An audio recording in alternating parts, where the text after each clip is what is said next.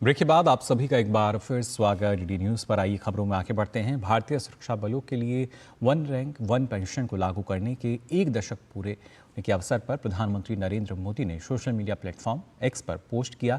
उन्होंने कहा कि आज ही के दिन वन रैंक वन पेंशन लागू किया गया था। यह हमारे पूर्व सेवाकर्मियों के साहस और बलिदान के लिए एक श्रद्धांजलि थी, जिन्होंने हमारे राष्ट्र की रक्षा के लिए अपना जीवन समर्पित कर दिया। ओआरओपी को लागू करने का निर्णय लंबे समय से चली आ रही इन मांगों को पूरा करने और हमारे नायकों के प्रति देश की कृतज्ञता की पुष्टि करने की दिशा में एक महत्वपूर्ण कदम था। आप सभी को खुशी होगी कि पिछले एक दशक में लाखों पेंशनर्स और पेंशनर्स परिवार इस ऐतिहासिक पहल से लाभान्वित हुए हैं। संख्या से परे ओआरओपी हमारे सशस्त्र बलों की भलाई के लिए सरकार की प्रतिबद्धता को दर्शाती है। हम अपने सशस्त्र बलों को मजबूत करने और हमारी सेवा करने वालों के कल्याण को आगे बढ़ाने के लिए हमेशा हर संभव प्रयास करेंगे। मोदी सरकार द्वारा भारतीय सुरक्षा बलों के लिए वन रैंक वन पेंशन को लागू करने के एक दशक जो है वह पूरा हो चुका है।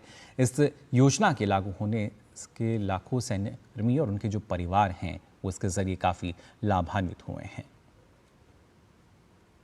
वर्ष 2014 में केंद्र में प्रधानमंत्री नरेंद्र मोदी की सरकार बनने के बाद कई ऐतिहासिक फैसले लिए गए।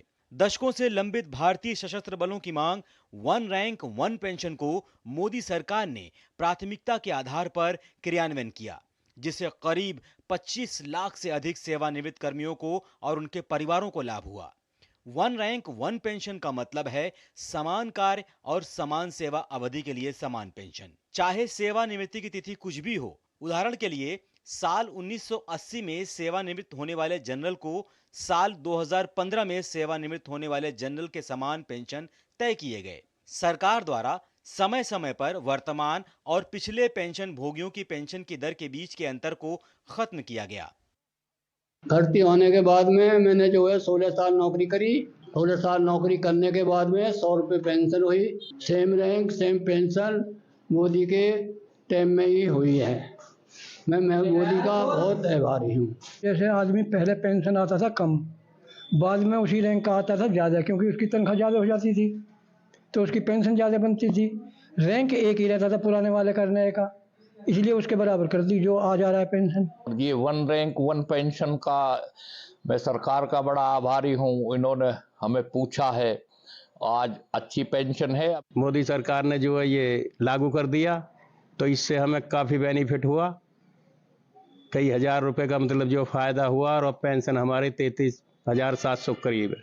मेरी पेंशन करीब 3,500 रुपये वन रैंक वन पेंशन में बढ़ के आई है और मैं इसके लिए मोदी सरकार को धन्यवाद देना चाहता हूं, जो कि फौजियों के बारे में इतना सोचती है।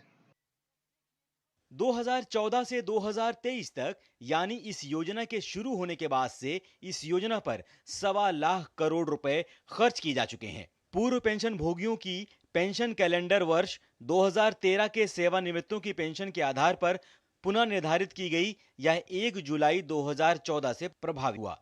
पूर्व सैनिक 40 वर्षों से अधिक समय से वन रैंक वन पेंशन के लागू करने की मांग कर रहे थे। इसको लेकर कई समितियों का गठन भी हुआ। वर्ष 1984 में केपी सिंह देव समिति ने सिफारिश की। बाद में वर्ष 1991 में शरद पवार समिति ने वन रैंक वन पेंशन के मुद्दे पर कोई विशेष सिफारिश नहीं की।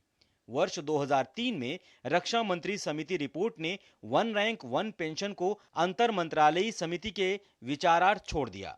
राज्यसभा याचिका समिति ने अपनी 142वीं रिपोर्ट में कहा कि सरकार को सभी रक्षा बलों में वन रैंक वन पेंशन लागू करना चाहिए, लेकिन पूर्ववर्ती सरकारों ने इस पर कोई ध्यान नहीं दिया। बाद में केंद्र में प्रधानमंत्री नरेंद्र मोदी की सरकार बनने के बाद वन रैंक वन पेंशन को लागू करने का ऐतिहासिक निर्णय लिया गया, जिसका लाभ 1 जुलाई 2014 से प्रभावी है।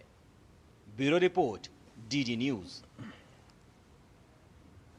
और वहीं कैबिनेट ने मेधावी छात्रों को वित्तीय सहायता प्रदान करने के लिए पीएम विद्यालक्ष्मी योजना को मंजूरी दी है, जिससे अलीगढ़ के छात्र छात्राएं बेहद खुश हैं। वहीं अभिभावकों का कहना है कि मोदी जी ने एक बहुत अच्छा उपहार दिया है।